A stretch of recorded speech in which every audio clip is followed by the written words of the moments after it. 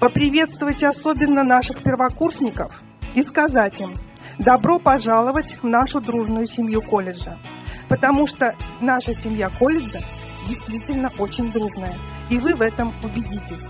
Конечно, вы уже взрослые. Ну что я хочу сказать? Впереди у вас, во-первых, трудная учеба. Учеба всегда была трудная.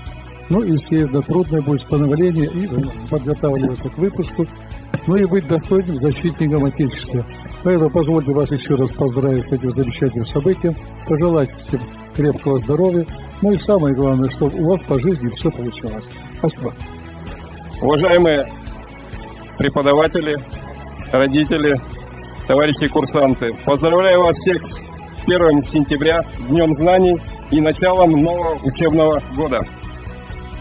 Приказом Министерства просвещения Российской Федерации мы были признаны лучшими образовательной организацией в России, вошли в топ-100, ну, соответственно, лучшей в Удмуртской республике. Нам было разрешено открыть на базе колледжа институт высшего образования, ректором которого я стал с 3 августа этого года. Я желаю вам всего самого хорошего и доброго в этом учебном году, чтобы вы ни в коем случае не опускали руки, шли только вперед, достигали своих целей, стремились всегда только к лучшему и доброму. Наверное, как никогда сейчас актуальна эта фраза.